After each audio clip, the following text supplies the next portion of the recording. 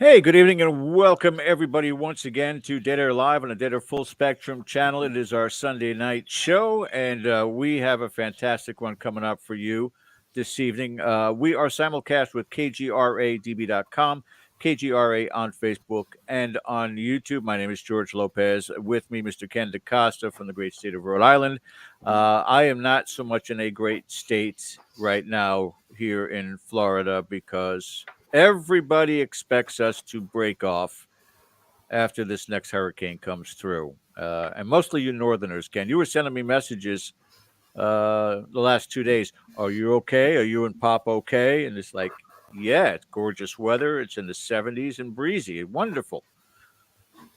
That may not be the case by the end of the week, but I don't know. I don't think the fever is past yet, but, obviously we all hope that it's another type of Weather Channel thing where, people are standing there in high winds in the middle of the street and, and you guys are barbecuing out in the backyard, so we hope for that anyway. So just don't snap off and float over to West Africa or anything like that. Well, at least that way, we can start, running ourselves. Oh, God, no, wait. No, we shouldn't be running ourselves. Not even close. But anyway, thank you guys for joining us. Don't forget to hit that subscribe button. Also, the thumbs up for the importance of us. And we'll wait. Go ahead and hit that thumbs up, and we'll be back in about 3 minutes. Right. The reminder bell also for upcoming content. And we're going to get into that here in just a little bit. Very special guest joining us here in just a second. From MUFON. Now, I know you guys are sitting there going, wait a minute, we're on the cusp of Halloween. Ghosts, ghosts, ghosts, goblins, demons, ghosts, ghosts. It's coming. It's coming. This is, for Ken and I, our breath of fresh air. Chris DePerno is going to be joining us in a little second here, guys. I mean, we're talking about Chief Field Investigator in New York. He's also the director with MUFON in New York, and this guy is a plethora of information, and we're looking forward to having a discussion with him. Ken, I don't know what you can or cannot disclose via our conversation earlier today. You guys have been out and about doing a lot of investigating, and some great events taking place, some great evidence coming up with that. Anything that you want to share with the audience at this time? Just that we had another great session at Payne House Museum in Coventry, Rhode Island last night. And we were joined by, wow, you want to talk about a wealth of information. People like Carl and Keith Johnson, Cody and Satori joined us, Christine Downs. I mean, just so many people decided to jump in last night, and it was remarkable. A lot of different techniques, a lot of scientific method, a lot of metaphysical methods. So it was a combination of a lot of things last night. And, we gleaned a lot of information, and we keep learning more and more about a place that we've been spending about 11 years at. But it's like an onion. The layers keep peeling, and we keep learning so much about it. And so last night was something that was, it was pretty remarkable, and it was a lot of fun too. Like-minded people getting together and all kind of pooling their resources for the common good, really. And so it was a lot of fun. You got a lot of people getting the feel of the flavor of the field, man. It's that Halloween time frame, so people are getting a little bit more excited and worked up for the paranormal, and there's going to be a lot more to come. Talking about demons right now, scheduled for the 23rd of October. Mark it down in your calendar. Demonologist Bill Bean will be joining us right here on the show. You guys definitely don't want to miss that. He just came out with a new book, and we're looking forward to talking with Bill. But Ken, let's not put this off any longer, because if I do, it's going to drive you crazy. Because I know how much you're going to get into this conversation tonight. So why don't you please introduce our guest this evening? All right, be glad to. Chris DePerno is a retired major crimes detective with 25 years of law enforcement experience. He's a former U.S. Marine, as well as a former member of the U.S. Army National Guard, as an intelligence sergeant, where he was trained as a nuclear, biological, and chemical warfare technician. And he is right now the chief investigator for Mutual UFO Network in the state of New York. And we are very, very happy to have him with us. So without further ado, let's bring in Chris DePerno. Hey, Ken. George, how are you? Thank you for having me on the show. Chris, thanks for joining us tonight, man. We really appreciate it. Awesome. It's nothing like being on dead air. Hey, Chris, let me tell you before we get into these questions, and not only they're going to fly out of Ken's mouth, it's going to come up in the chat. People are going to be asking questions via that. But I got to ask, your background has a strange parallel to someone else in the paranormal field. Someone on a certain show called Dead Files. You happen to be familiar with Steve DeShavi? No, I'm not. He was a New York homicide detective. Prior to that, he was also in the Marines. Oh, wow. And it's like it's here in that bio. I'm sitting there going, we've done this before, haven't we? That's what it is. Steve's not going to show up again, is he? Jesus Christ. Oh, that's all you need is 2 homicide detectives and 2 Marines on your show. You'll never get a word in edgewise. Oh, Christ, we'll take the night off at that point. Here's the thing about it, too. You may be down the way doing the same thing he did. Again, like a lot of Northeasterners do, he eventually relocated to Florida about 2-3 years ago. He lives on the West Coast. Steve, you're in our prayers. Hopefully everything will be okay during this storm. But he wound up moving into a township and was unaware of the fact that a good portion of the people he worked with also retired in the same area. So now all of his ex-cop buddies, they all go to the same cigar bar and hang out every single weekend. George, I can tell you this. I'm dying to go to Florida, but my wife, we just had our first grandchild, and my wife put a nix to that and made me move from Syracuse to Buffalo. So I went from the frying pan to the fire when it comes to cold and snow. I went from Syracuse, which had a lot of snow and a lot of cold. Went to Buffalo, New York. That, I mean, you don't swim in Buffalo. They don't know what swimming is up in Buffalo. It's cold every year round. Yeah, no. Syracuse is like in a valley, it rests in this beautiful valley, and Buffalo is just wind central. I mean, you guys get it as bad as Chicago. So, yeah, I don't envy you as far as that's why people go to Buffalo Bills games. It's not because they're a good team. It's just they share body warmth that way. Survival techniques in Buffalo. Dave, well, listen, I'm not saying anything about the Bills up here. You will find yourself in trouble if you say anything bad about the Buffalo Bills. The Buffalo Bills are the greatest team in the NFL.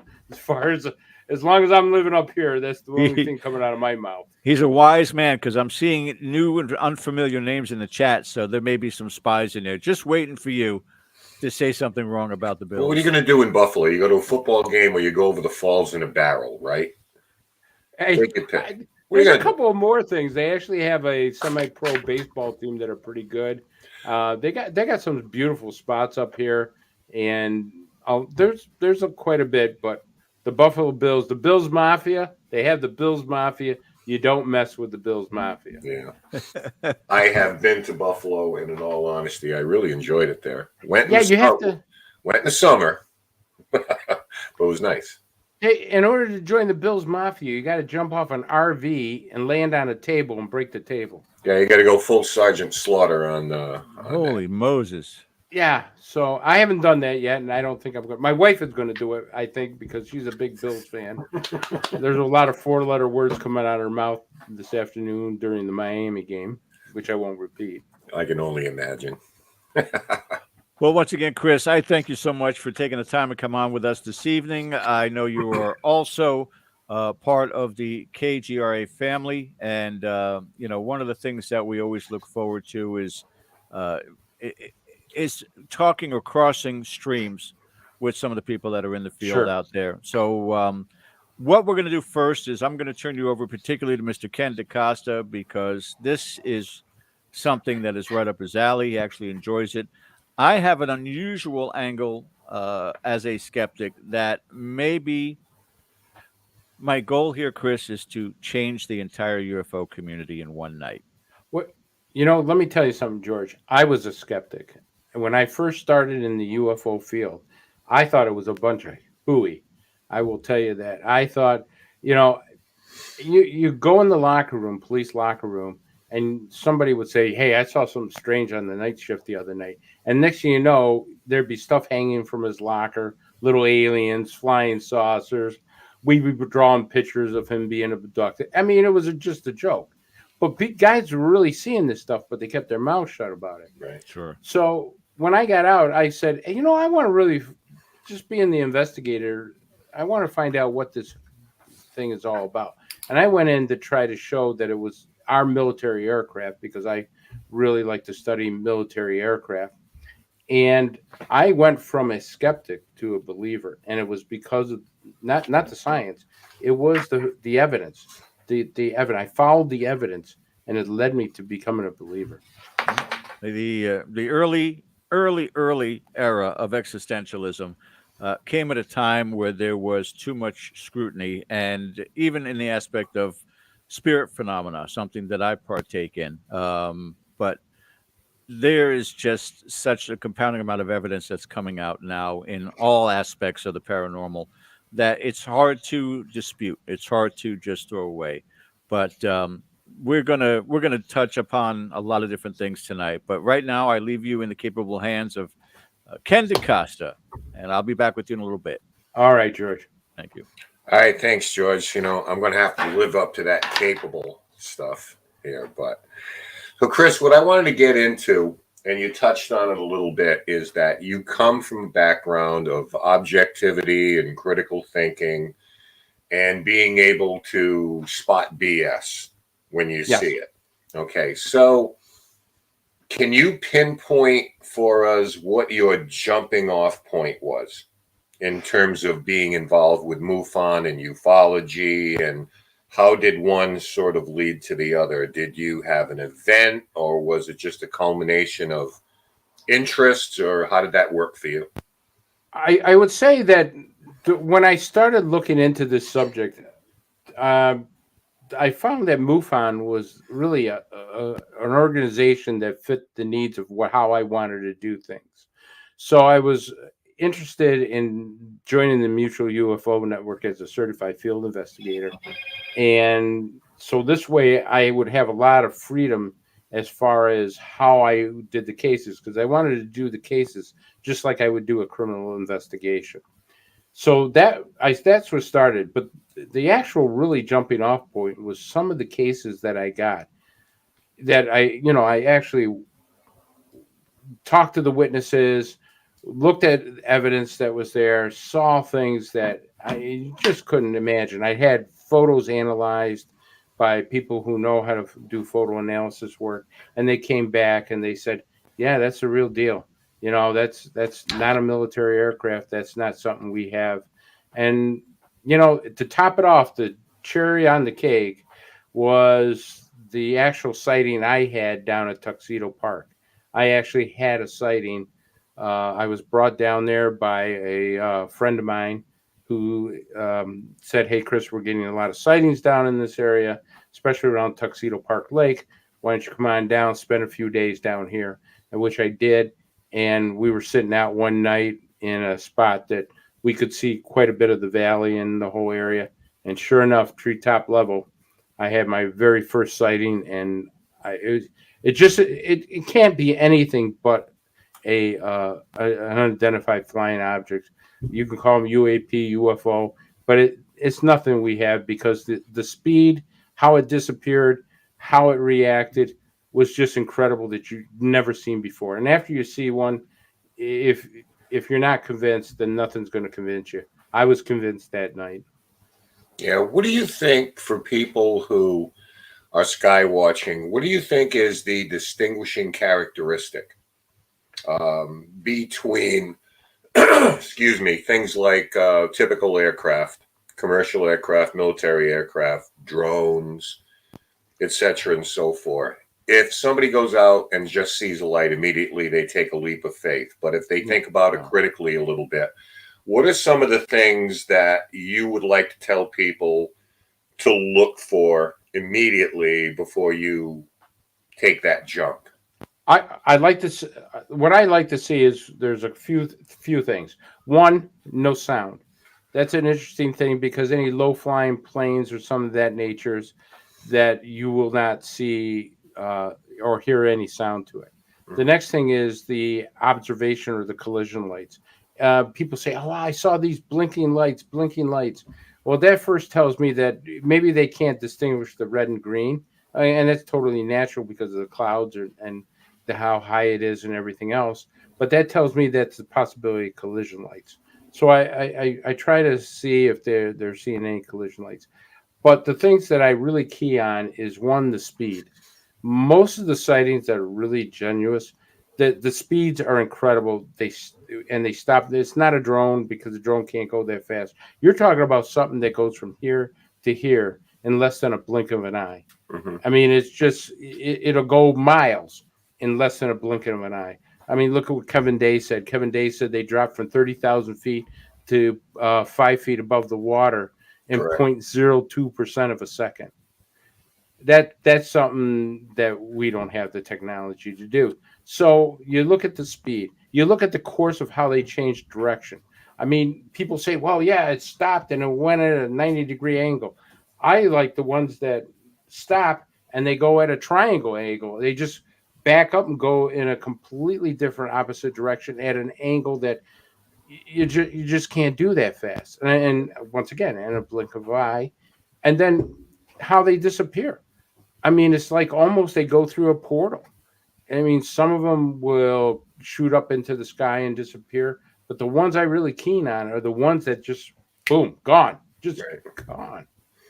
Yeah, and I think people have to realize, excuse me, human physiology, we're not built to take those kind of G forces. So this is either something unmanned, or if it is manned, by something with a completely different physiology. Oh, absolutely. And we have, because our skin would be peeling from our bones at those type of G forces. We'd be looking like jelly or jam. We get out of that crap. We'd be inside It'd out. just be a big blob, right there. Yeah, we don't have the technology yet to be able to withstand that. One of the things that pretty much quarterly, 4 times a year, I give a talk to Massachusetts MUFON membership. And one of the things that I floated out here, I'd like to see how you think about this, is we all know that there are different shapes and designs and forms of things that people see. There are things that are gaseous. There are things that look like Tic Tacs. There are things that are cigar shaped, saucer shaped, V shaped, triangular shaped. If you project the design of those things onto what we know, we have different vehicles to transport people. We have vehicles or equipment to excavate, to carry goods. We have 18-wheelers, SUVs. We have family vehicles, buses. Is it possible that what we're seeing, or the diversity or the variety of the types of shapes or crafts that we see, is because those vehicles are used for different purposes? Well, not only that, it's also how many species are visiting us from other planets. So you may have a species here that has this type of technology, this type of propulsion system. Then you have another species somewhere else who has a different type of propulsion system and craft, and their designs are different. But you're right. And the perfect way to explain that is through Travis Walton's Abduction. The new documentary came out, really kind of tells that, because it says that when Travis Walton was being taken off the craft, he was in this craft. He didn't realize it, but he was brought to a hangar bay. And in that hangar bay, there were multiple Tic Tacs in this hangar bay. So he knew he was on a larger craft because he actually witnessed the Tic Tacs sitting there like we would have a military hangar bay in the same thing, and then he was taken off. So, the theory is that the Tic Tacs are scout ships. Like we would have a small little 2-seater. These are like a scout ship would one of the things. Same thing with things that are small circular crafts. They're very small, but they're like the scout ships. And then you have a larger ship, some of them triangles, that have a purpose or they are doing something here. For instance, like some of the triangles, some of the other larger crafts are taking water from the Hudson River and other places throughout the world. And so you can say those are supply ships. They're getting supplies that they need and taking that. You can't do it with the scout ships, so you do it with a larger craft. And then the ones we really don't see are the motherships that once in a while pop their heads up, but very few and far between. That really is their headquarters, their base.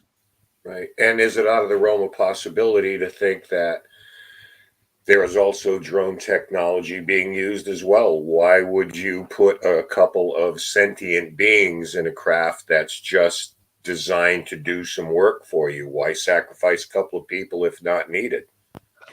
And that's the new theory about grace. What you're saying is that the actual drones that you speak about could possibly be the grace, that they're organically, robotically, or somehow produced. The theory going now is that they're organically made as drones, as little servant creatures that do all the worker bees is the best way to explain it. Right. And they can take the G forces, they can take the travel, they can take heat and whatever else comes along, and they use that. Once again, people who have been abducted have been experimented on by Greys, but some part of their abduction, they see another species like a Nordic, or they call them Andromedans or Pelasians or something of that nature, that are controlling these Greys. So I think you're right on the money, Ken, that I think it's robotic at a much far technology and level that we can't even comprehend yet. Oh, yeah, God. I mean, if you look at these craft, if you want to call them that, the Tic Tacs, for example, going back to the release in 2017 that everyone, I think, has seen the videos of this thing in the description by people like Commander David Fravor, where these things, from 10,000 feet to 500 feet or 50 feet above the water, and the kind of vehicles that have those behaviors that you talk about, extreme angles at high speeds. There may necessarily not be a being inside of them. It could be someone for their version of a joystick, and this is how they're able to move these things around the way that they do. So it's not out of that realm of possibility that nobody's sitting at the steering wheel on some of these things. Remember when Fravor had his encounter, he started yelling, saying that the thing was doing barrel rolls. Now, you have to have more than just, I don't care, a living creature doing barrel rolls at F-18 Super Hornet. So I think you're correct that somebody can be having a joystick saying, oh, let's see what we can do and fly around this thing and be where we want to be. The rumor is that they're 45,000 years more advanced technology-wise, that, things leak out from the government or things leak out from scientists and say, oh, geez, we looked at some crash crafts or we looked at some stuff and we believe their technology is at least 45,000 years more advanced than us. That's a lot. Yeah. Well, I mean, the burning question to all of this is always why. I think that people pretty much have accepted the idea that it's arrogant to think that there's not life somewhere out there. So I think a lot of people are of the mind, yes, why not? So that leaves the question why. So I want to talk a little bit about the why. And a lot of this is speculative. We understand that because they haven't told us that at this point, this is why we're here, this is what we're doing. We can make some assumptions. But where I wanted to start, Chris, was there are certain commonalities and certain common denominators for these type of things. You're Yes, talking sir. about power lines, perhaps bodies of water, and that's something I know that George is going to get in with you later. Nuclear facilities, whether they be power plants or military bases. So I'm going to ask you at this point your best guess in terms of the things that you've read, the data you've accumulated.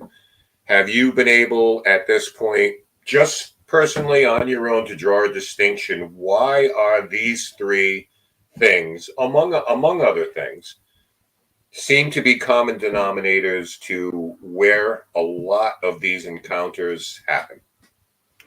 I think that you're right when it comes to the nuclear study, because I think what they're looking to see is if we're going to advance from going from fission to fusion. Right now, we deal with nuclear in a dirty way. It leaves waste and everything. But if we can advance to fusion more than fission, I think, and that's what I think there are a lot of things that they're looking at. The stuff that we're handling or dealing with right now has the potential of being very dangerous. But if we start to move on and get into some clean nuclear work, which is fusion and some of the other stuff, I think that's when they're going to see us do that. Now, do they look at this? Yes. Well, I mean, through history, we've seen them look at military bases. We've seen them look at nuclear power plants. We've seen them study everything.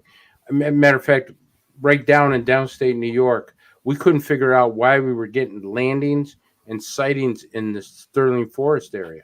It was so complex that, we would go there, get radiation readings. We were getting people coming out saying we're watching this thing land in the field. We couldn't figure it out. And Linda Zimmerman, who's a noted ufologist in that area, very great one. She's the Hudson Valley go-to. She is.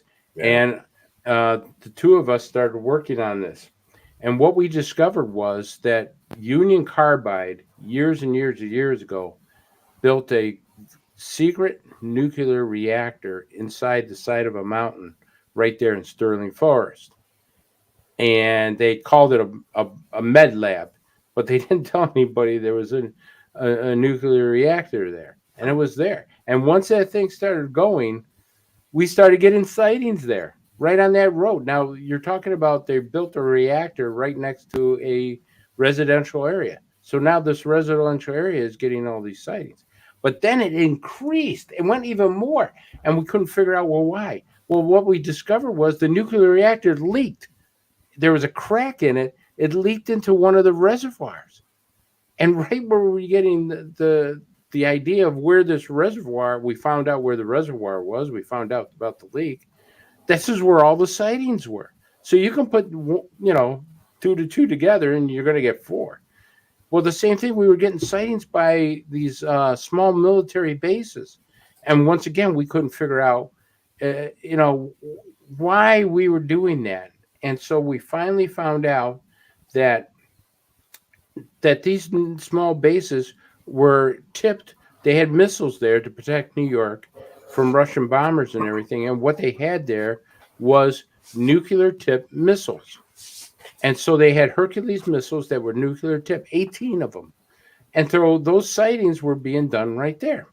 And then the most famous one, where we had police officers standing on a roof watching a triangle, low hover triangle, just move right over to the Indian Head reactor right there in the Hudson Valley. The reactor was being constantly visited by ships of unknown things coming out of the Hudson River, going into the Hudson River. And I mean, there was so many sightings there, Ken, that you would think they want to put traffic lights up in the sky so they don't have a midair collision. Yeah, I wonder if it's, it could be a few things that's been speculated on, just keeping an eye on the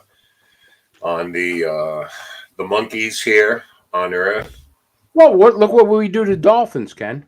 I mean, they're not doing anything different than we do. We go after whales and dolphins and tag them and send them back out and see where they go and how they feed. Well, I mean, Stanton Friedman once, I was reading one of his books, Science and UFOs and Science. I recommend it highly. Anybody wants to pick that up. But he speculated this could be like a bunch of adolescent aliens on a field trip to the zoo.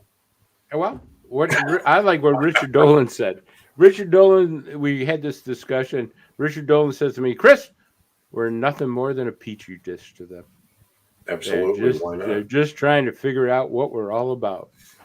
Hey, I have a quick question before we leave the idea of the med lab. SV Harkin, what year was that med lab? Was like nuclear medicine, or was it just a front for something? Well, we really don't know what the lab was. It was right down there in Sterling Forest. They can check it out. The lab itself is very hard to find. We actually found it at the Historical Society. The only reason we found out about it is because there was a postcard that we discovered of the lab built by Union Carbide. On a postcard, and on the back it said nuclear reactor. And then Linda Zimmer and I started looking, found out that it leaked, and we had got the U.S. government documents on the cleanup and everything of it. They had to dig it completely out of the mountain. Right. So that's how we were able to find out about it. Yeah. In the first hour, let's keep going here. Let's hit on some common things here. And one of the common things we hear about, read about a lot is mechanical failure with the presence of these craft. And I want to be clear, we call whatever you want to call them, as Chris said, UFO. I still refer to them as UFOs because I'm an old guy. So do I. That's my thing. UAPs, whatever. I think that everybody needs to know, while we may tonight talk about a possible alien agenda, if this is who's here, UFOs are exactly what they are until we find different. They're unidentified flying objects. We don't take the leap of faith immediately to think they're piloted by little green men or anything. They're just something unusual in the skies that the government, people think, well, they're taking them seriously now. It's like, no, they were taking them seriously a long time ago. They just didn't tell us. They just didn't tell us, and we'll hit that too. But one of the things I want to talk about, another commonality, is mechanical failure. People talk all the time. Their cars die, the radios die, everything goes wonky, the lights go off in the house. In your mind, is this something similar to, or is it an example of EMP? And for those who might not know what the hell I'm talking about electromagnetic pulse. And this is something that could be the absolute doomsday weapon, because by releasing an electromagnetic pulse, you just basically knock everything out. Everything mechanical, everything electrical. So this has been discussed theoretically, whoever can develop this. Some of you out there may have heard of the HAARP project, HAARP. Up north, so there's been speculation, this is what they're working on, we're not quite sure yet. But when we talk about things like that, Chris, is it a stretch to think that this is a technology? Do you think in other words, do you think it's targeted, or is this just a residue of their appearance? That's a great subject, Ken, because let me tell you, first of all, let me explain a case that I had where this lady did not believe in UFOs, and she's a professional. She's driving home from work one night, and all of a sudden she sees this object in the sky, and it starts getting closer and closer. And then she's on a stretch of road that she goes all the time, so she knows that this stretch of road she could use her cell phone. She's got a radio on. The radio stations come in clear. It's routine. Now all of a sudden this thing comes up so close that she realized this isn't a star. This is not a meteor. This is nothing. This is a craft. Right. And it starts pulsating in a way. Then all of a sudden her radio goes out. Her cell phone is on no service because she tries using her cell phone to call help. She's going to call the police. She's going to call somebody and saying, I think I'm under attack by a UFO. And so now her electrical system starts going wacky. So she gets so scared, she actually turns off onto a side road to get out of there. And she, of course, makes a report. And so we, based on what that is, we know that their exterior of their craft, because of their probably their propulsion system, their energy system, gives off a frequency. Now, frequencies come in all different types. There's, everything from harmful frequencies to frequencies that we hear, frequencies, everything. So, one of the things that now is coming to light is that these frequencies are starting to affect not only our aircraft, our bodies, but pilots are coming back with physical injuries from what you're saying, like the Yeah, let's you talk a call it little bit EMP. about that. When you say injuries, Chris, just what kind of physiological issues are they having you're aware of? Well, they're coming back with ionized radiation burns, sunburns, things of that nature, where they're actually, I won't say scarring, but they've been uh, introduced to some kind of radiation, some kind of heat source that's so much that it actually, gives them a sunburn. And we've had that in numerous cases. Terry Lovelace has experienced it. Pilots have experienced this type of stuff. Cash Landrum, that whole Cash Landrum was radiated. Mm. They came down with cancer, and they actually had to dig up the road and everything because the radiation levels were so high from the Cash Landrum case. But the newer cases, one of the things now that they're starting to see, and one of the things that Dr. Gary Nolan is looking at, is MRIs from people who are getting white spots in the brain. Now, these white spots on the brain, they look at it's very similar to the Havana syndrome. So people who've been abducted or encountered different things have seen that their MRIs have changed. Now that goes with all kinds of other different things. And your person in the chat room is right. Some people speculate that DNA has changed. Some people speculate that EEGs have changed after encounter. They believe that Travis Walton's EEG was changed. Mm-hmm. They believe that some of the astronauts have had some changes if they've had some encounters. So there are physical effects. Now, one of the things they're looking at is microwaves. Now, microwaves are something we actually used here as a weapon. Back in the 1950s, the Russians started using it as a weapon against American embassy over there. And it's very similar. The effects from microwave are very similar to what UFO encounters, people who have encountered UFOs, have gotten.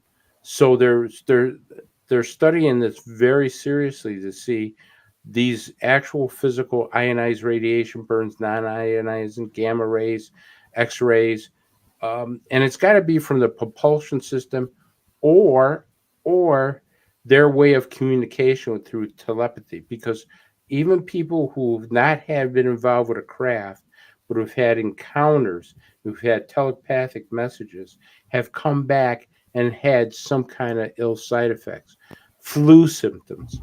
They've, have gotten sick. So they've been exposed to some kind of frequency, maybe that's their way of communication, send it through a frequency in order for them to communicate like that.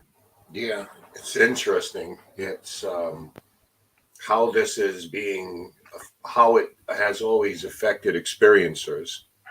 And now people who are in the skies dealing with this, pilots and so forth. The other thing real quick, if I jump around, forgive me, but... Go for it, Ken. Sure. Our government states, I think rightfully so, that there is some concern that the origin of some of what people are seeing could be from a hostile government.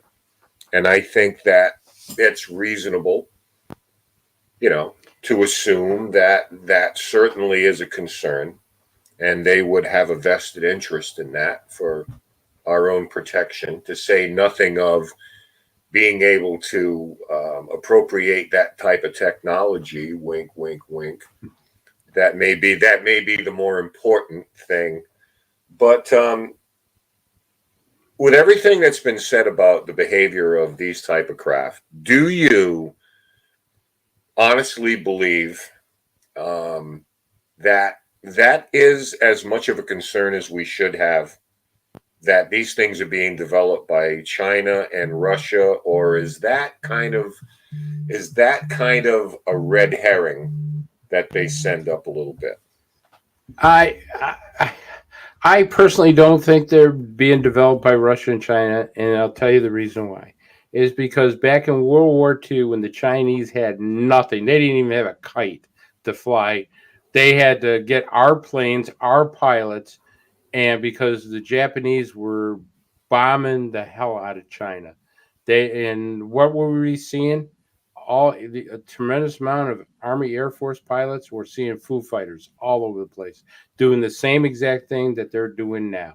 Correct. So if the Chinese had it, they would have used it to save because their country at that point, they didn't know if they were going to be taken over by the Japanese. Part of it was taken over by the Japanese.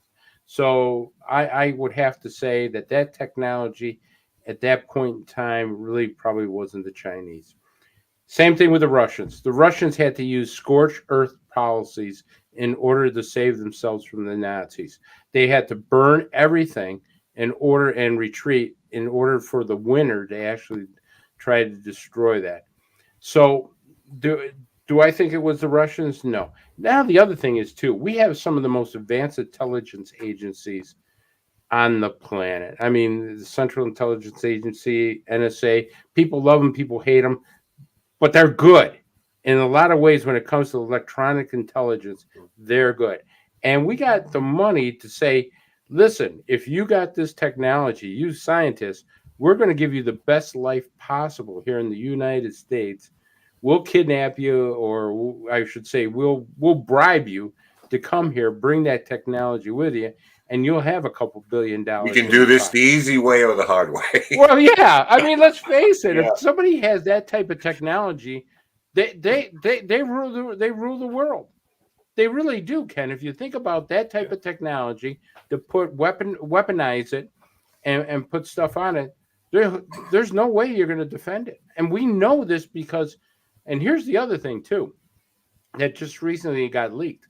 The Chinese and the Russians, and possibly the Americans, have been losing fighter pilots and planes to these objects because the Chinese and the Russians have tried to lock on to these things.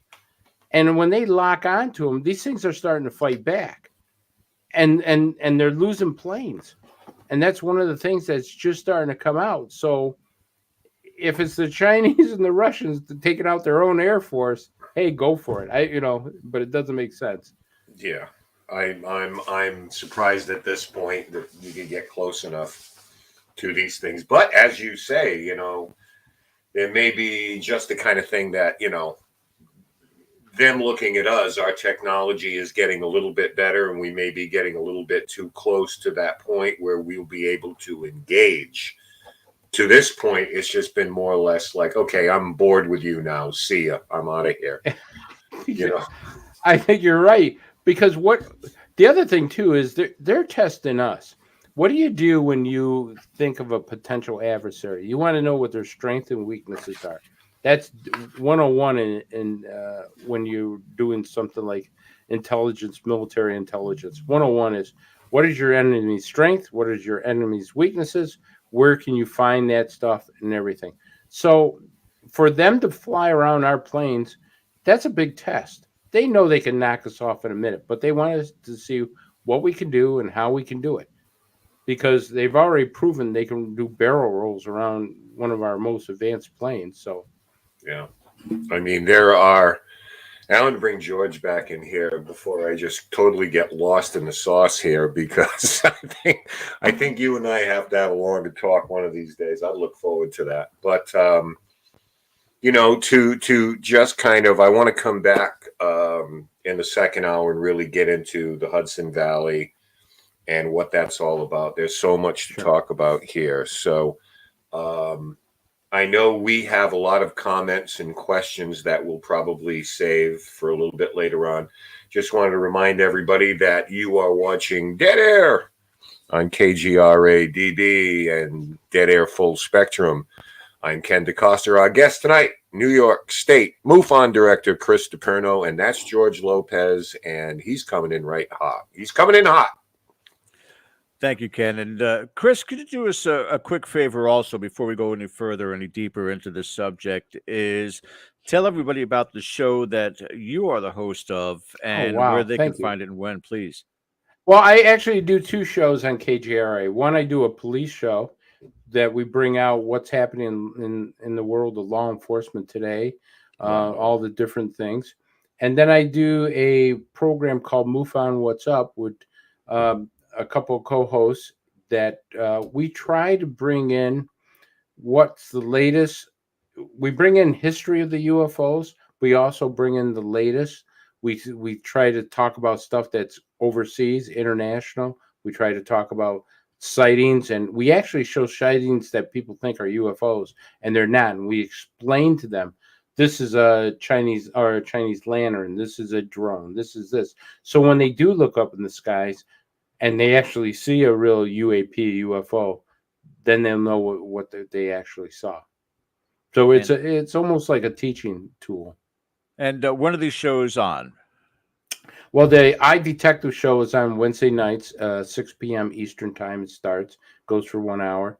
And the MUFON What's Up show is on Tuesday nights. We're revamping it right now, but it will be on Tuesday nights for 2 hours from 8 o'clock to 10 o'clock. Very good. Very good. Now, what I'd like to jump into here, and I can guarantee you this will be a nice long break for you going up to the break. But I want to throw my my ideas out there. Now, I'm on my second full cup of coffee for the evening time.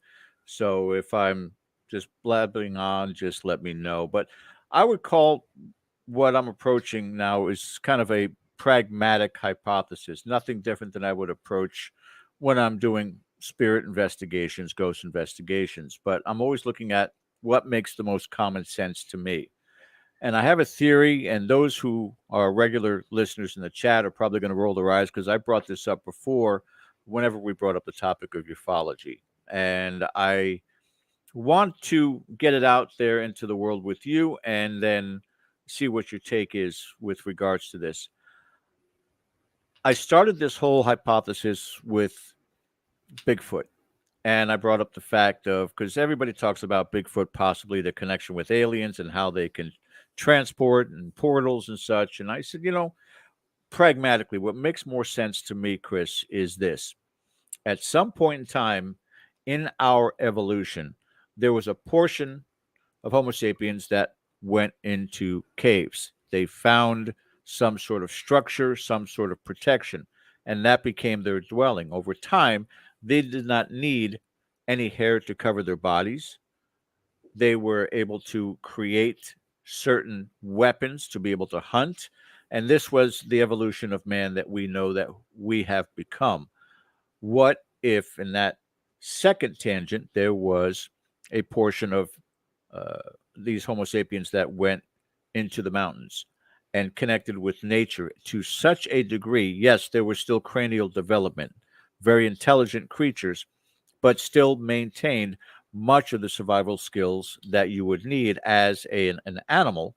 But just like a dolphin in the water, that brain level is still rising and rising and rising over millennia.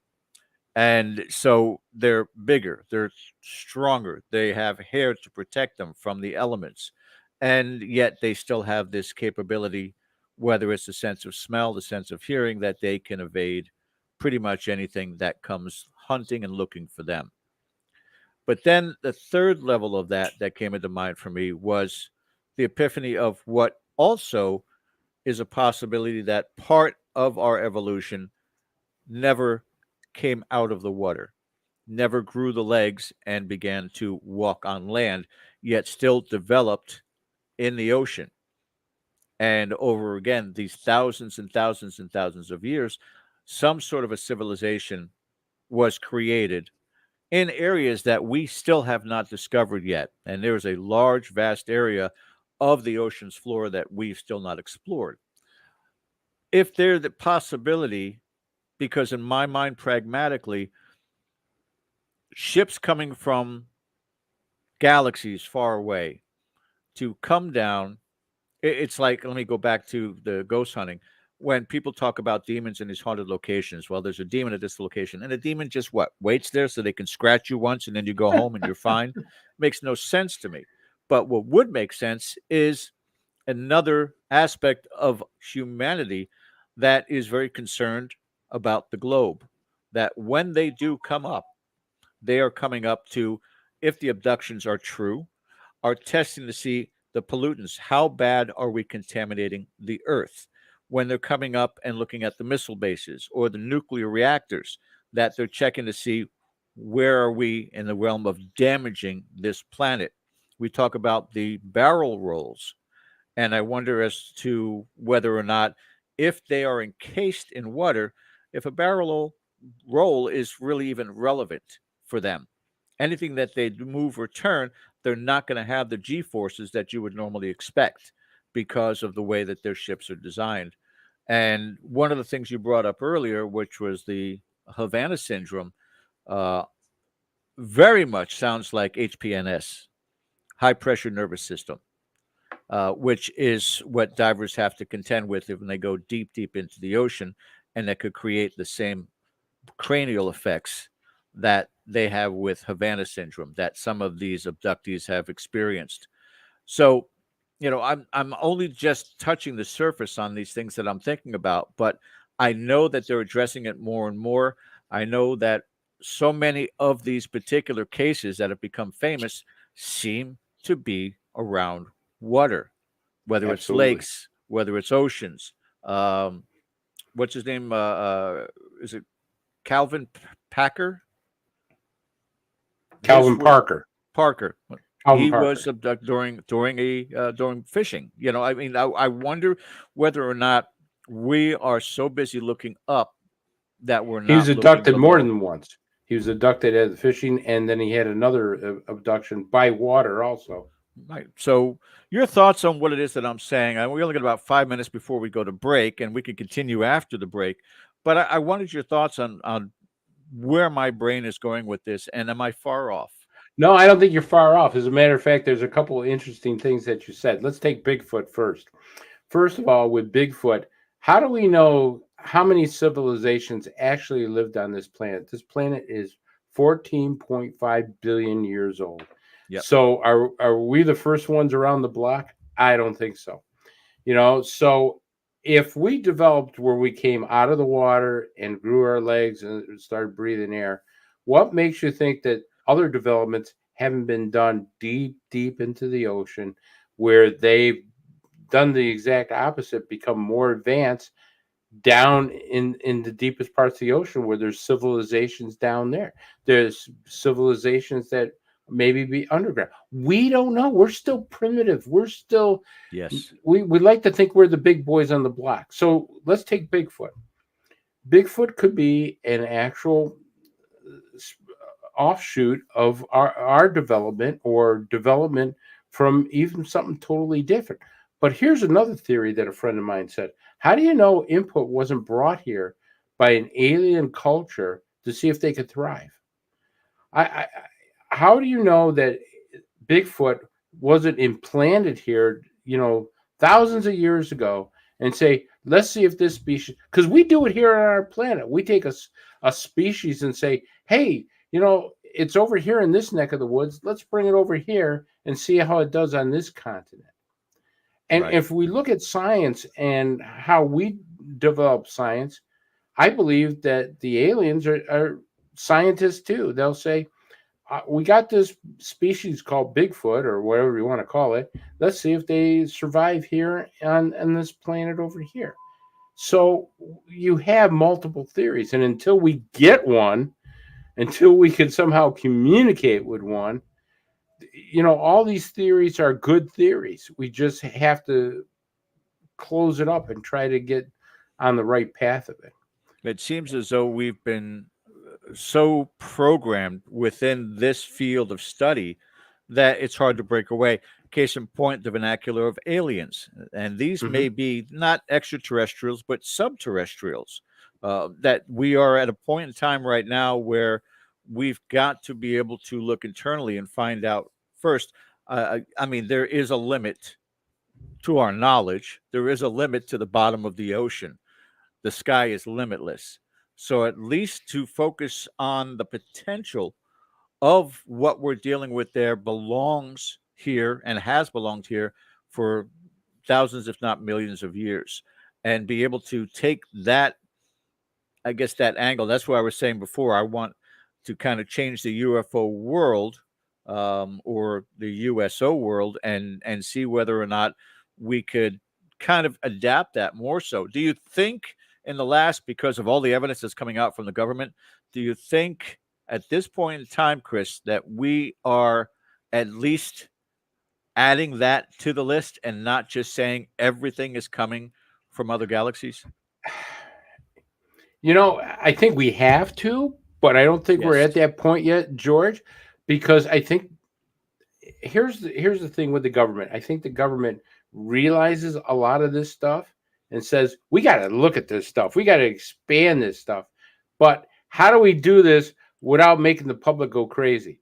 Because, George, that's one of the biggest concerns. Once this comes out of the box, it's no telling how it's going to react by the American people or people from all over the world. In general. Right. I mean, you're talking about things of religion. You're talking about stability. Yeah. Hell, we've had, when I was a cop, we had people going after each other thinking they were aliens. Yeah. You know, that right next door neighbor's an alien. Now the government says they're out here. They're walking among us, the scientists. I'm going to grab my shotgun and get one of these guys. And before that, they were communists. So it's always something. Right. But sell that fear. Yeah. And one of the reasons we sell that fear is so we can get more money for the programs that we want. But the bottom line is that we as a civilization has to take this in drips, because if we take a big meal of UFO, we're going to have problems on this planet. We're not prepared for the real reality. Lou Elizondo said the same thing. Once people really find out what's going on, it's going to shock the hell out of them. When we come back from the break, because we got to go to break right now, Chris, we'll continue this discussion, and I'll tell you about an argument that I had with Richard Dolan with regards to this disclosure part of it. But everybody stay with us here. We're going to continue with the second hour with a very special guest, Chris DePerno. You are watching Dead Air Live. We'll be back in just 3 minutes. Stay with us.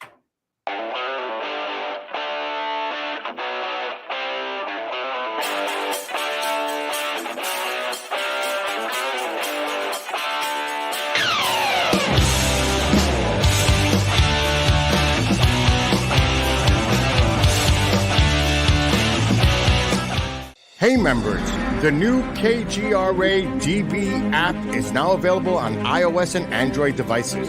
Gain on-demand access to any KGRA DB programming. Download any show directly to your mobile device to listen or watch on the go. Go to the App Store and search KGRA DB.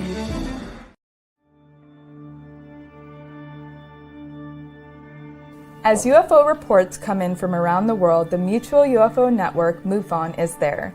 We continue to explore new cases and build our massive database. We share our information with the world in a number of ways. If you would like to be part of our investigative team, you are always welcome.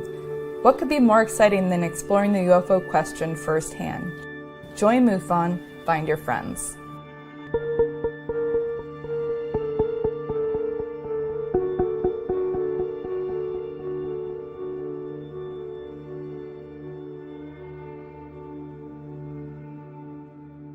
Hi, I'm Austin Butler from Baz Luhrmann's new film, Elvis. Tomorrow, all of America will be talking about Elvis Presley. As a blood donor himself, Elvis shared the gift of life with patients in need and asked others to do the same. We're encouraging you to give blood this summer. Please visit redcrossblood.org/ElvisMovie today to learn more.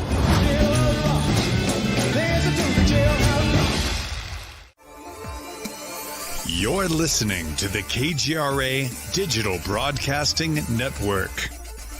We provide unparalleled coverage of trending news in the world of ufology, cryptozoology, and paranormal phenomenon.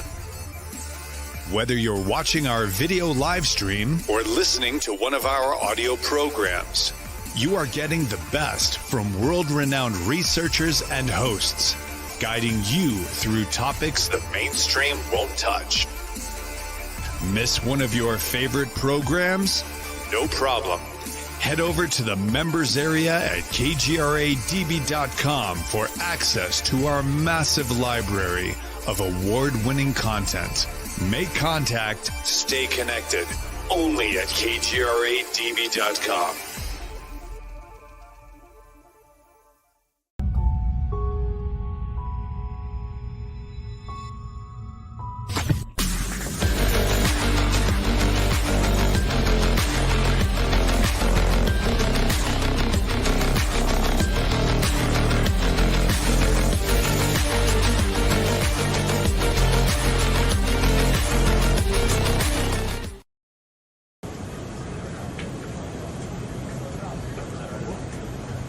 Took off, booking it.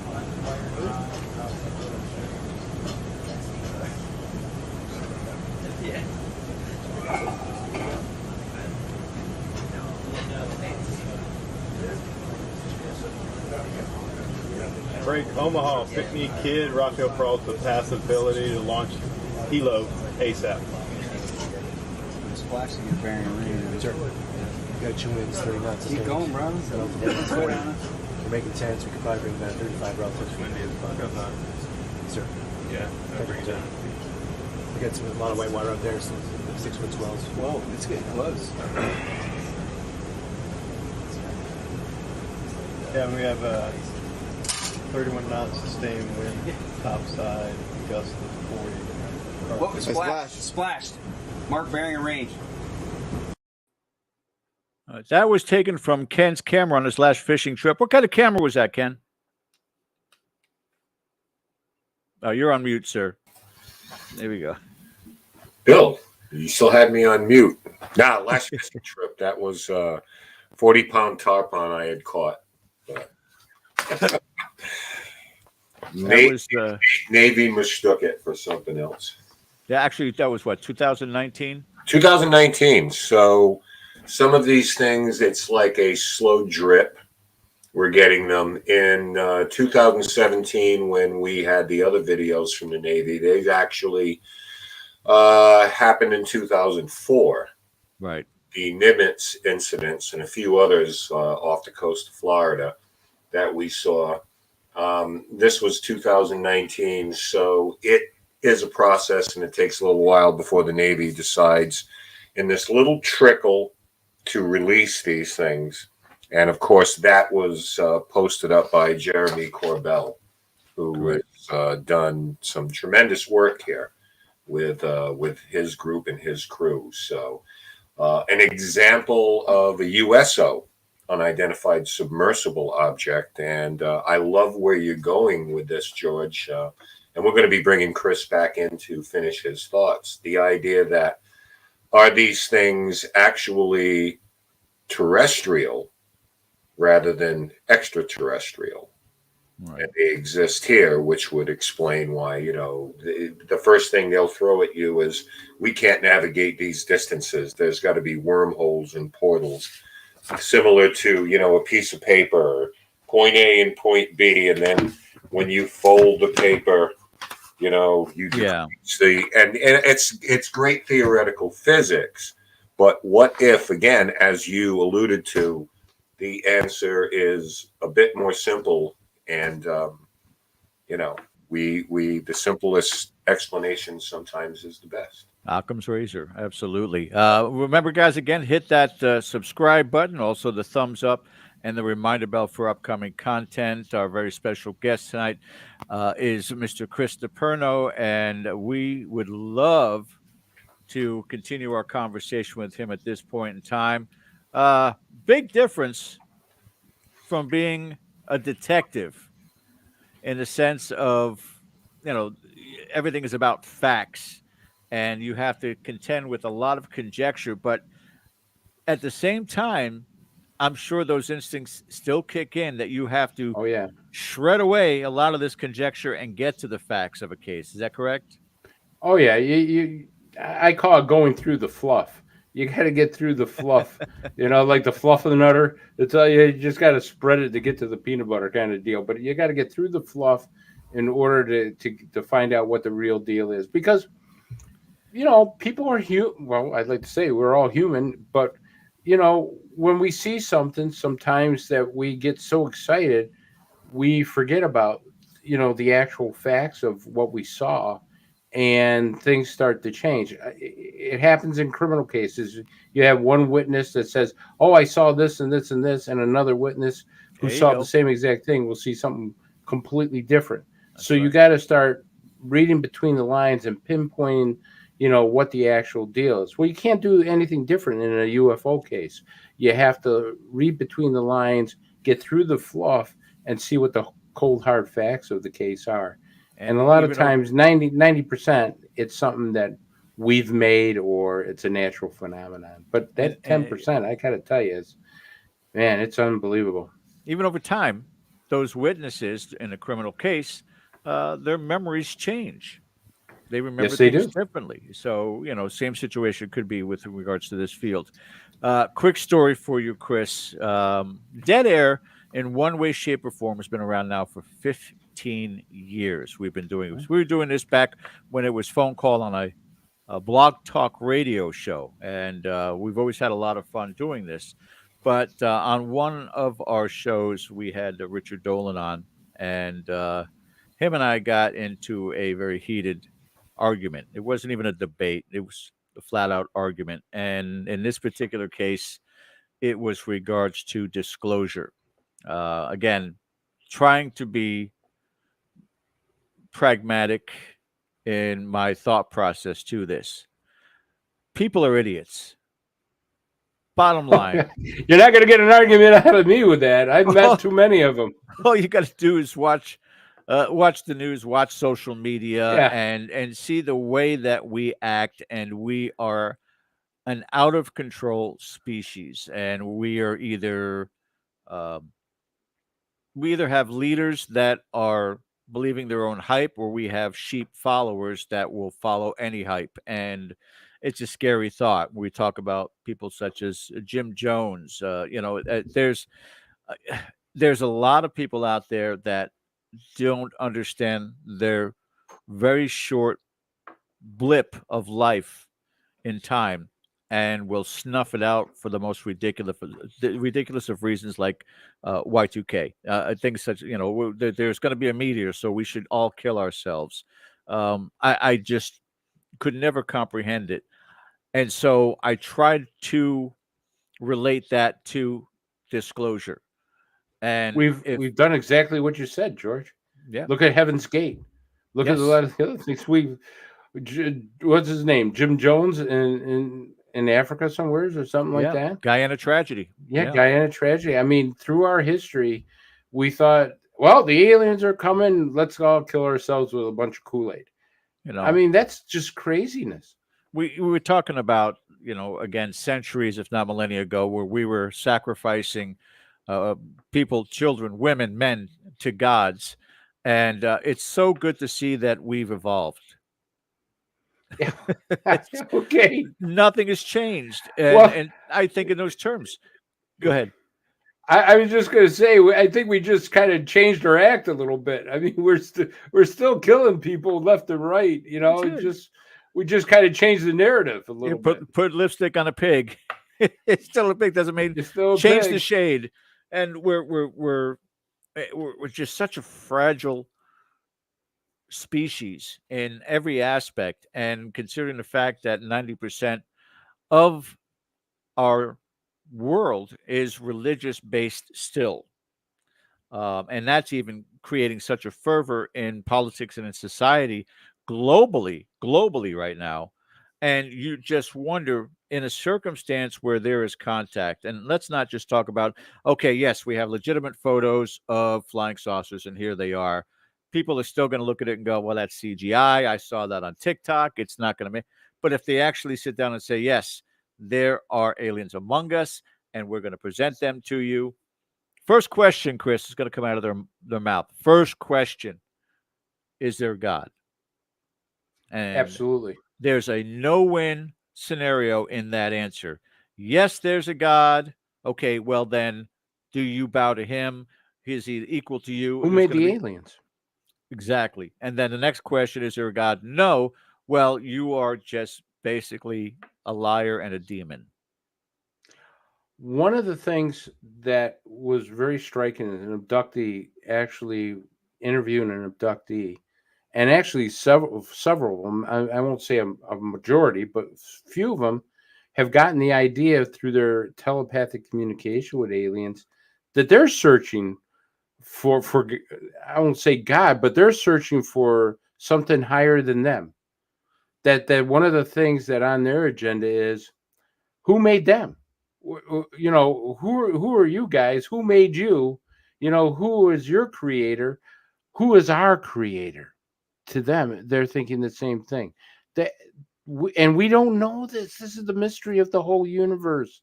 You know, how did this all start? Who was the one that said, you know what? Bingo, this is the way it is. So they're searching, they're scientists, they're searching the same way too. I would say the majority of them. Well, I think in their minds, if they're much more a science-based society, 45,000 years advanced, I think they've already kind of taken religion out of the equation, and they're much more science-based.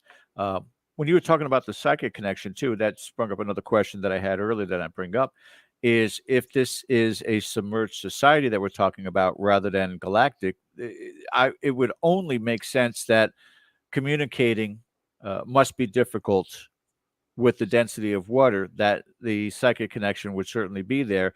And if that's the way they were communicating with these abductees, to carry a residual of that once they have been returned certainly makes a lot of sense to me. It's no different than we as paranormal investigators go out and kind of hone that sixth skill, that sixth sense, that we seem to be better and better at it.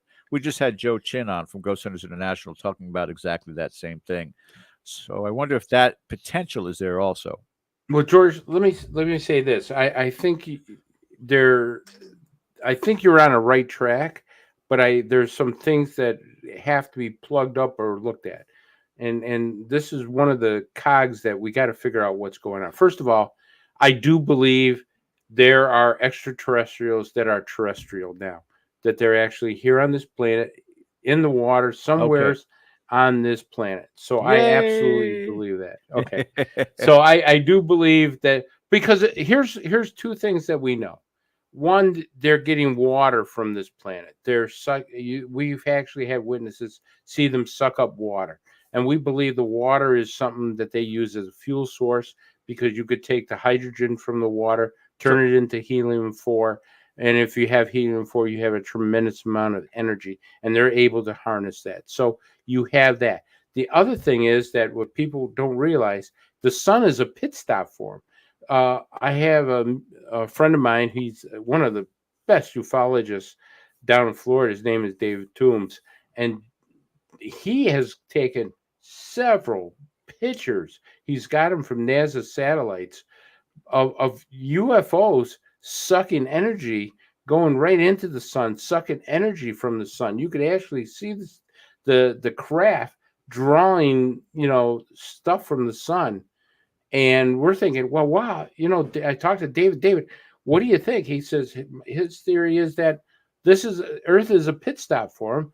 The sun is an energy source also for whatever species, and they could stay here on Mother Earth and do whatever they got to do, and they're so close to this other energy source. So I do believe that there are extraterrestrials that have become terrestrial here on Earth. They got a base, they got some kind of forms. There's way too much activity that we see coming in and out of the waters, out of the oceans, out of rivers that are very deep, out of lakes that are very deep, for us to say, no, they're not around us. So as we bring Ken back into the fold, let's go back to the disclosure issue then. Something I'm sure MUFON talks about ad nauseum, to decide if there was absolute credible evidence to put out there into the world. what is the best way, the smartest way, the most cautious way to go about it so as to not create a global panic? Because there would certainly be. There are those out there that will be doomsday prophets that are just going to grab that microphone, that megaphone, that soapbox, and try to turn this into something cataclysmic. So, how do you do it wisely and not create that panic? Well, I'll tell you, that's $1 million question, George. And I think how the government is doing it, some of it good and some of it bad. I think that what they're trying to do, what Lou Alessandro had said before, and I agree with this, they're trying to give it to the public in small pieces that they can digest. They get a piece, they digest this piece, they get another piece of disclosure, they digest that. And so when they actually come out and say, yeah, aliens are here and they've been visiting us and everything, everybody goes, yeah, that's great. What's on Channel 3? Kind of deal. They want it where they don't have all of a sudden places going crazy. Chris, go also ahead. not to interrupt, but you just really kind of blew my mind, because is it also possible when we see so many of these film students and professional filmmakers that are putting things out there on social media that, you sit there and go, it's so good, it must be incredible. Is that part of the desensitization of what people are experiencing out there? I don't know that, but I will tell you this, George. I know the government is trying to control the entire narrative, where they're going to make it where they go and say, this is how we're going to put this out. They started with the name change. Why the name change? If you think about it, who cares if you call it a UFO or a UAP? But they says, we got to call it a UAP from now on. Why? That's important. If you think about wanting to control the narrative, you want to control the name. You want to say, this is the way it is, and you lay the ground rules out. The other thing is, too, when they had that, did you hear the congressional hearing? Yes. That was a joke. Yeah, of course. Because I just had Bill look up who the two guys were briefing, because I watched the whole thing and I laughed through it. Because here you got Robert Moultrie, who's the Undersecretary for the Department of Defense, and you got Scott Bray, who's the head of Navy Intelligence, probably two of the most knowledgeable men in the world when it comes to this type of subject. And well, take a look at this thing on the screen here. No, we don't have a good enough computer to kind of slow it down. You're the U.S. government, and you're telling me you don't have a computer? You don't have the technology to slow down a videotape that's probably taken from a cell phone? Come on. And then when they asked him about Admiral Wilson, they all looked at like deers in headlights. Who's Admiral Wilson? We don't know anything about it. Everybody knows about Admiral. Even the most ufologists who just got into the field know about Admiral Wilson. And then when they asked him about Malmstrom, I might have heard about it, but I don't have any work on it. Yeah. That's UFOs going to a nuclear missile base. It's a typical political statement when someone something. It's like, well, I'm not aware. I didn't hear that. I'm not aware of it. But a schlub like me gets news feeds from 50 different sources. Yeah. You haven't heard of this. Yeah, but Ken, here's the most frightening thing about that hearing. And I didn't catch it. Sam Maranto, the state director out of Illinois, called me up and says, Chris, did you hear the hearing? And I go, yeah. Do you see what they want to do? They want to make it a crime, a misdemeanor or something, that if they don't believe what this person is saying, they want to say it's fraud and actually try to charge them criminally. And I go, yeah, I gotta play that. And sure enough, they snuck that, they put that in there. So if they don't like what you're saying about this agenda or this type of field, if you got a different idea, they're going to banish you from this. So it's their thought, it's their highway, and nobody else is going to drive on it unless they give permission. Yeah, it's a sterling example of groupthink that we all get subjected to. About the disclosure, and on this show, and I can't remember who our guest was, but we've covered this with people like Tracy Torme. We've covered it with Travis Walton. Been a host of people. So I don't want to really revisit that because I think that we all know that there was nothing earth shaking in there. They didn't really tell us anything. We'll go up to a certain level, except when it involves national security. Then we have to keep that to you. But there's been an addendum to it, and I want to know how you think about this, where disclosure from military and commercial pilots now, they say is being encouraged. You've probably read the document, so it's kind of like a two-headed question. Do you think that it will have an impact as far as pilots reporting? Because you talked about, being a cop and having a sighting and you get aliens hanging on your lockers. Well, I'm going to quote David Fravor when he first returned after his encounter, and he had turned to, I guess, his wingman and said, we're going to get maximum shit for this, right? Regardless, that was his quote. So I guess, like I said, it's a two-parted question. Do you think that it will encourage pilots to be more forthcoming? Or not in the beginning. Lip service? Or do you think it goes far enough? No, not in the beginning, because the pilots are too suspicious. You got to remember, 70 years, they weren't able to say a thing. And if they did say something, they got chastised, their careers were ruined, and everybody else. So if I was a pilot, just like, if the police chief came out and said, hey, guys, we all had this policy where all you cops, if you saw UFOs, we send you to the police shrink to have an evaluation. But we're not going to do that anymore because we're going to do it. What's the first thing? Everybody's going to be suspicious. Well, let's see who's the first guinea pig and see how the U.S. government treats these pilots. And that's what's going to open up the door. If they're true to their word, and I have my doubts, but if they're true to their word and the first pilots that do come forward say, hey, we did see something, and they take them legitimately, and they don't torture them, they don't give them a hard time about doing it, then more pilots will come forward. But if they take these pilots and they start giving them a hard time, that'll spread through like wildfire, and they'll say, it's the same old crap, and, we're better off just to keep our mouth shut. So it's really in the government's hands now.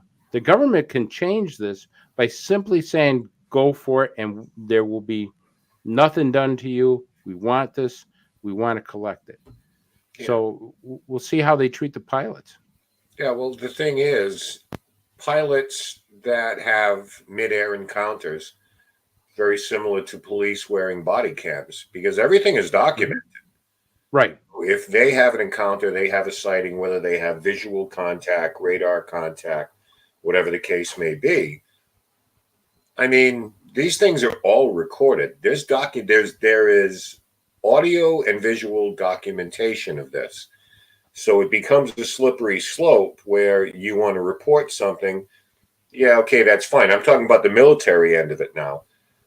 But you have all the documentation on this. And I guess what they're trying to do is include the FAA, commercial pilots, and NASA in this as well. So can you kind of talk about that as far as these other agencies that, they say they're trying to bring into the fold with this? Well, let's go to the FAA. One of the biggest whistleblowers was one of the deputy directors of the FAA. I'm trying to think of his name right now, and I'm having a brain freeze on it. But he brought radar sheets. He brought everything right to the table years ago and said, hey, listen, pilots are having near mid-air collisions with these objects, and they're having encounters, and they're getting too close to these commercial planes. They're flying above them, below them, and there's been rumors, not with commercial planes, but with military planes, that they've actually had crashes, that they've had mid-air collisions. So they know that there's something there. But for whatever reason, they are just now opening it up. Now, if I'm a commercial pilot, I'm making $100,000 a year or $150,000 a year, because you make good money as a commercial pilot. Sure. You want to make sure you keep that flight status. So they're going to be very leery in the beginning to report stuff that they won't jeopardize their job. And that's the thing. That's the key to the military, the commercial. NASA's the only one, because I firmly believe NASA's had so many astronauts see things, and they don't want the astronauts to go public. They if you notice, the astronauts are starting to come out with a lot of stuff here and there. This astronaut says this, Edgar Mitchell's. These are national heroes. Nobody's going to discredit them. You can discredit a fighter pilot. You can discredit a commercial pilot. You're not going to discredit, Gordon Cooper. You're not going to discredit Edgar Mitchell. You're not going to discredit these guys that walked on the moon. These are national heroes. And if they tell you there's aliens, there's ships, and everything like that, you got to take that to the bank. Yeah, I think the only difference there is a lot of them do this after they've left the service. Gordon Cooper was one of the few that was still in, who was saying, because Gordon Cooper being Gordon Cooper, he didn't give a damn. I saw what I saw. Whereas, and I'm perfectly happy with whether it's pilots who have decided that they've put their years in and now they have a story to tell, or people who were in Roswell who are now who have a story to tell. That's all well and good. It's fine. I'm fine with that as long as people are out there willing to tell us what they experienced. Well, and that's the key right there, is to get people to come forward. And I think the narrative is changing where people do want to come forward now. You especially, we used to, just in New York alone, we used to go from 14 reports to now we get over 30 reports a month. People are really into this subject now. They want to know. And so we're starting to see more and more reports, and we're getting them from people all over the state saying, hey, I saw this over in Buffalo. I saw this over in Ithaca. I saw this over in the, the Adirondack Mountains. And so I think it's encouraging. But here's the question for you, Ken. And I can't figure this one out. And nobody can give me an answer. Out of all these agencies that have said we want you to report, one agency has kept quiet on disclosure and everything, and that's the United States Air Force. Mm-hmm. They haven't said a word. They have never gone to any congressional hearings. They have not said a word on it, and they're part of the Space Force. Yeah. Well, technically, the Air Force is the top of the flow chart, though. Why haven't they said anything, though, Ken? They haven't said a word. Because they're the top of the flow chart. So you've heard the old saying that crap flows downhill. Well, there's a lot of crap flowing downhill from them. Then, of course, there is.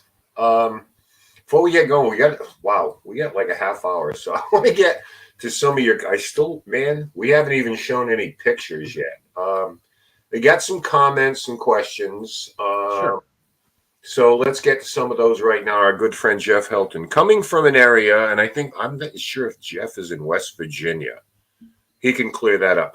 Where UFO is so common that they don't even cause a reaction anymore. Good for you. How does MUFON decide between alien and military UFO sightings? Wow, that's a great question, Jeff. And I will tell you that we don't separate them. If we get a sighting that's reported in MUFON, if it's a military person that sends it or a civilian, it's all investigated the same. So we look at it as that. Now, out of my own curiosity, I really love to see the military ones because, one, I want to find out what craft they're flying and what they're doing, because a commercial pilot isn't, or a drone pilot isn't going to try to dogfight with it, where fighter pilots have tried to dogfight with these things. So I'm going to ask a bunch of different questions to a fighter pilot as I would to a commercial pilot or a civilian pilot that's just up in the air or a person on the ground. So we want to see who is the one doing it. But when it comes down to boots on the ground, all the investigations are kind of done the same way. So we keep continuity of what we're doing. Right. Charles Smart, more of a comment than a question. Bob Lazar, there's a name, said one of the craft being studied was found at an archaeological dig. Yes, he did, at a level around 40,000 years before present. So yeah. I guess it comes down to where you fall on the Bob Lazar. I was a skeptic of Bob Lazar until I started reading his stuff years ago, and I was kind of a skeptic. But when he talks about amplifiers and he talks about how the craft uses anti-gravity and the amplifiers to disrupt gravities, that's all now starting to come out, and we're all embracing that theory. So Bob was on the money. So there are certain things about Bob Lazar that I've spoken to James Goodall about. I've spoken to other people who have studied Bob Lazar, that he was working on a craft. And Charles, you're absolutely right. It's good to hear from you. Charles, you're absolutely right. He said it on the Joe Rogan show. Yes, he did. He says that a craft was discovered in an archaeological dig by accident. And I think we've got many crafts that have been here on Earth that we've dug up or we've gotten, and people, you know, where they are, what they're doing with them, we don't know yet. Yeah. Did he mention on Rogan where that dig took place? I don't remember. I don't remember. I don't think he did mention it, because I remember the line that he says is, we dug up a craft on an archaeological dig and it was done by accident. We had no idea it was there. We have our buddy Ron a question. I'm just gonna answer this as a lightning round. What is more easier to believe in, ghosts or aliens? Ron, I think it's easier to believe in ghosts, but it's easier to prove the existence of aliens. How's that sound? Right. I will tell you this, Ron. I just spoken to a friend of yours and mine. You met him at Pine Bush.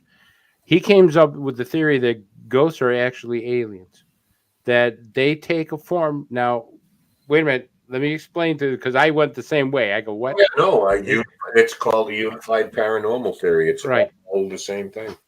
He believes that aliens use screen memories of your past loved ones in order to communicate with you. This is his theory, and he says, Chris, he says that he believes that certain ghosts, not all, but certain ghosts, will use an image, a screen memory, and we know that aliens use screen memories, and they can project themselves as a loved one to you so you don't become frightened. And we know that they've come as rabbits, owls, deer. We know that they've come as cartoon characters for children, and we know they've come as images of other people. So we have talked to many of the abductees that have had something very similar to that. So can it be? I don't know. I just heard this, but it sure is interesting. Yeah, for sure. As we head into the last half hour, I wanted to touch on an area, the Hudson Valley. There are certain places on Earth, they're called UFO hotspots. Sedona is one, obviously. There are a lot of places in the Southwest. Skinwalker Ranch, we all know about that because, it's on our TV every 5 minutes. But there is one here that I would say personally, after having, read the information, read Linda Zimmerman, and a lot of the reports, the Hudson Valley in New York, I would put in that pantheon of absolutely Rushmore of places. So real simply, before we really take a deep dive in this and show some people some photos that we may put up there to illustrate this, why don't I just go and do that right now to give you an example of what it is. From 1933 to 2015, this is a map of reported UFO sightings in the United States. This ended in 2015, so obviously there's been more. But this is kind of what it looks like. So if you take a look at the saturation areas here in North America, the Northeast, particularly in the New York region, quite heavy, as are in California. If you look down towards San Diego and Los Angeles, this is where a lot of reports come from, places like Catalina Island, where the whole 2017 happened with the Nimitz. But in the 1980s, the Hudson Valley really came into the forefront of everybody's mind in ufology. Because in the 1980s, this is where a lot of sightings took place. Okay. And if we go for the state of New York between 2000 and 2021, these are, I want to stress, these are reported sightings. These are people who actually took the time to report them to whatever civilian agency there are, MUFON, NUFORC, whatever. But if you look down toward Long Island, down the bottom of your screen there, 46. Oh, yeah. Away the most that have been reported. So as someone who's gotten into this, Chris, what the hell is going on in the Hudson Valley? Well, let's take a look at one at 46 right there, right by Long Island. What's in Long Island that's so interesting to them? It's Brookhaven. We get a lot of reports right near Brookhaven. Okay. So we look at that. But as you go between, I'm sorry, Ken. I just wanted to let our viewers know down the bottom between the plus 17 and the plus 46 is what Chris is referring to, that glob down there. Right. Now, if we travel upstate more, we go right by the Hudson River. We follow that Hudson River line there. We're going to start entering the Hudson Valley area. Now, one of the things that we know in the Hudson Valley area is not only have we had tremendous amount of sightings, but we've had a tremendous amount of sightings of triangles and boomerangs, especially back in the 80s. The 80s had some of the most famous boomerang sightings because they were so close to the highway that when they were being seen, these things would hover over the highway, light up cars on the road. As a matter of fact, it was so bad, cars were stopping on the Taganic Parkway and some of the other parkways there, that it was so bad that cars were pulling over that the town actually made a local law saying you're not allowed to sit on the side of the road and watch UFOs.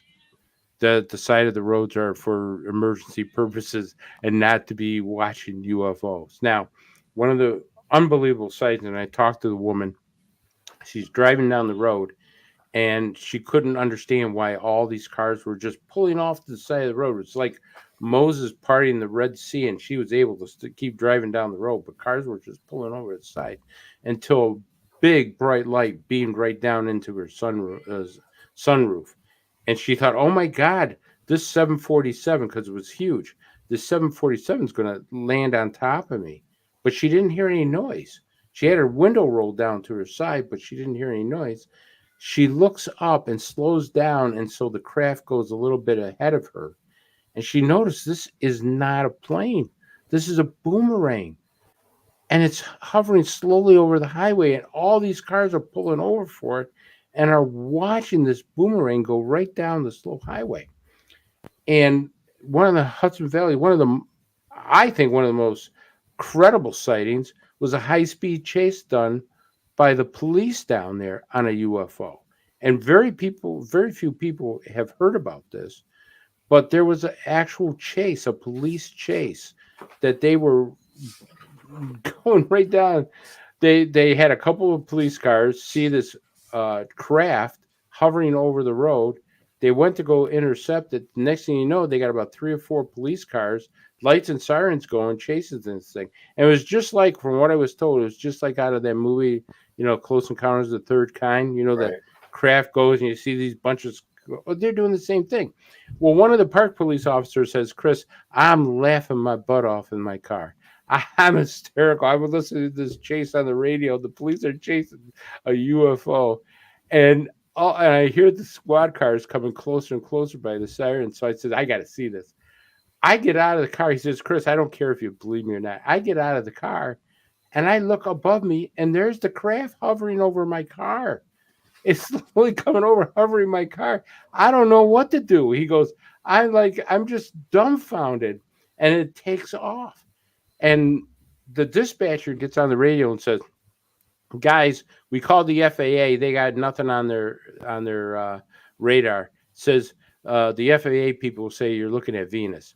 And one of the cops, and typical cop, one of the cops goes, well, Venus just went under the bridge. Yeah. Venus apparently is.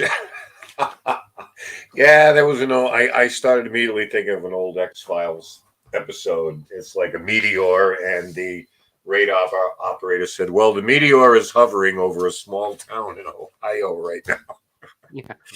There was a comment, I'm going to bring it up from Steve Humphrey here. You would think that there would be videos of it if it happened that frequently.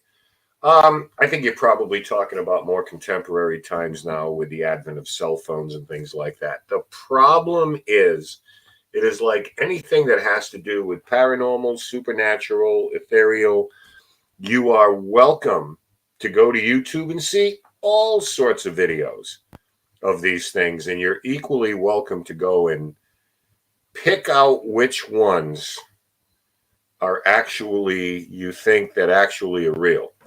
Because the technology is such with video editing right now. The unfortunate part of this is people will post 10,000 things that they photoshopped or did in video editing. And unfortunately, what happens is that one piece of video that may literally show something like this gets lumped into the rest of them, where we become very cynical and say, it's probably not real either. So we just toss it into the dung heap and we're done with it. So, I mean, there are a lot of video being taken. The challenge is, to decide what's real and not's real. And it's incredibly hard to do these days because people are very proficient in video editing. And I'm sure, Chris, you get sent a lot of photos and stills and videos, and it's got to drive you out of your mind sometimes. Oh, I get tons of stuff. And the thing is, like I said before, you got to get through the stuff that's CGI, and people want to put stuff out there that's not real and claim, see, I fooled the MUFON people. They don't know what they're talking exactly about.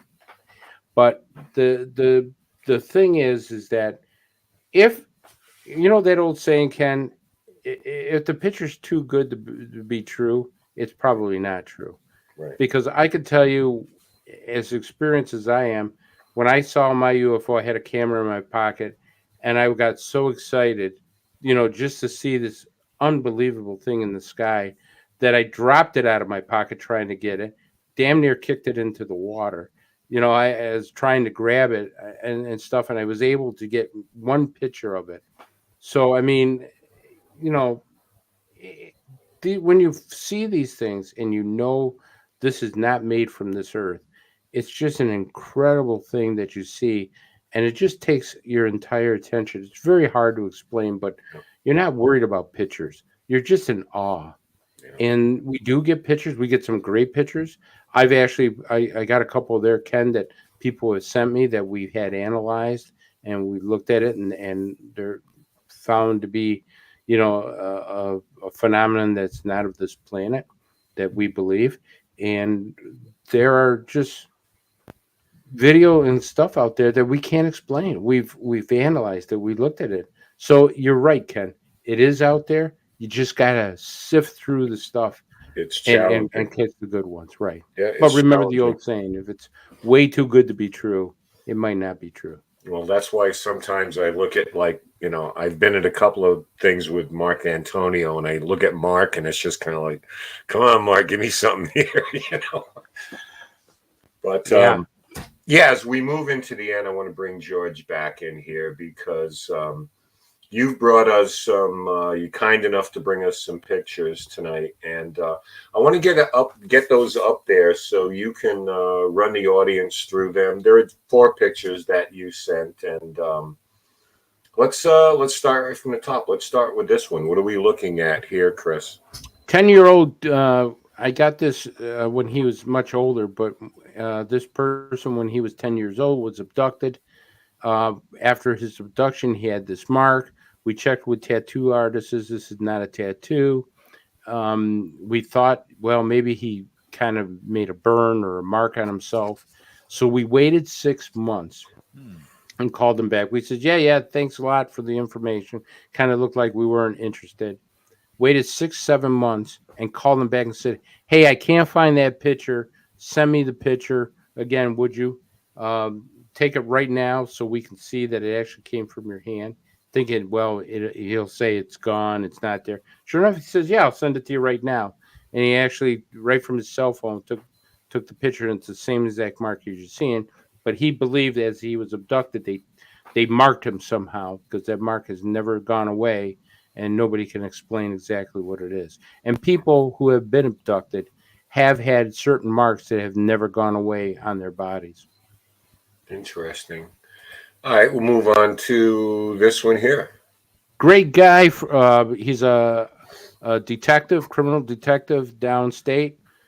He finishes his shift, grabs himself a drink, walks out on his back porch on a nice summer night, and this thing's floating in his backyard. And it's hovering right there. And he says, Chris, I almost killed myself running into the sliding glass door to try to get the camera. He says, but I remembered I got my cell phone, grabbed my cell phone, and took a picture of this back there. Very credible person. We had it looked at. We can't figure out what it is. If you'll notice, there's 2 halves.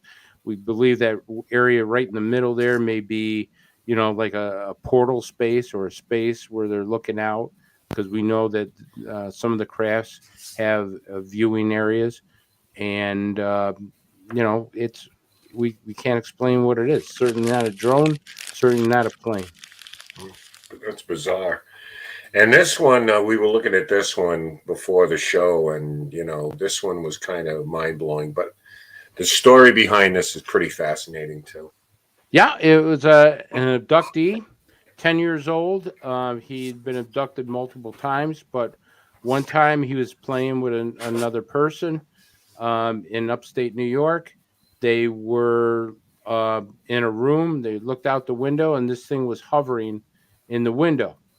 And so he couldn't really explain everything about it. What he was explaining, we first thought it was maybe something like a reptilian. We weren't sure. But he wanted to go through hypno-regression. So he went through hypno-regression. We asked him to draw what he now believes he saw, because he says, I remember. And it was terrifying to him, because he was a 10-year-old child with another child, and they watched this thing hover. They're on the 2nd floor of the house. They watched this thing hovering in the window. It's still light outside. It's dusk, and it's some kind of winged creature that actually looks like a manta in some sort. Very muscular body, but has insectoid arms kind of deal, and it just flies away. And this is his drawing of what he believed he saw outside that window that night. I don't see the problem with that. That's a typical insects in Florida. Is it? They grow them big in Florida, then. I can tell you that. Yeah, and then finally we have, this has all the elements: overwater, triangular craft, beaming down. So what's the backstory on this, Chris? This is a once again a police officer who I've come to know, very credible person. He's on patrol one night and watches a triangle hover on Tuxedo Park Lake, hovering right there, right above the lake, and all of a sudden a barrel-sized object, not a barrel, but a barrel-sized object, gets dropped into the lake. And then the next few nights, there's something with lights going around the water. People are seeing something submerged in the water, that they see lights moving at a high rate of speed throughout this lake. and there's been crazy things with that lake ever since. There's a complete circle in the middle of the lake that will not freeze now there. It's a complete circle. They sent me pictures of that. They have now algae blooms in the middle of the lake that they can't understand why they're getting these algae blooms that are there. And like Tuxedo Park, especially right there in the Hudson Valley, Tuxedo Park, I call it the Area 51 of the East Coast because they've had secret labs there. People not realize they had the U.S. Air Force there. Alfred Loomis built a laboratory where they did all kinds of strange experiments. They created the atomic bomb equations right there at Tuxedo Park with Albert Einstein and Enrico Fermi. So they're watching that area. I wouldn't be surprised if there's stuff going on there that they're very interested. Extraterrestrials are very interested in. Interesting. Go ahead, Ken. No, this is probably a longer discussion for another show because, I mean, Chris, we definitely want to have you back on here because believe me when I'm oh my God. My pleasure. There's so many things here, but maybe the next time that we have you on, we can get like into a deeper, because I think we got 4 minutes left, but I would love to get into regression hypnosis with you. Mm-hmm. And, the whole Bud Hopkins thing and what you think of that whole process. But that's an entire show. Yeah. Hypnoregression is a great tool if it's used properly. I've seen it work, but you just got to make sure you don't implant thoughts because hypnosis could be used where you can actually implant the thoughts. So you got to have somebody who knows what they're doing. Yep. Placed memories. Exactly. Right. Yep. Before we close out here, Chris, and again, I want to thank you on behalf of Ken that, again, we need this information and we need these shows to share a lot of what is going on out there. And there can't be anybody more direct with the updated information than somebody such as yourself. Is there any way that you can get Ken abducted in the next 6 months? I don't know. Hey, don't threaten me with a good time, pal. I'm not sure. I know my wife stands out on the back deck with a cardboard sign saying, "Please, for God's sake, take them already."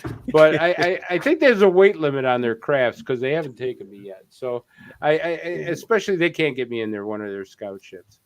No, Ken is I think he's 7 foot tall, so he probably can't even fit through the door. Yeah.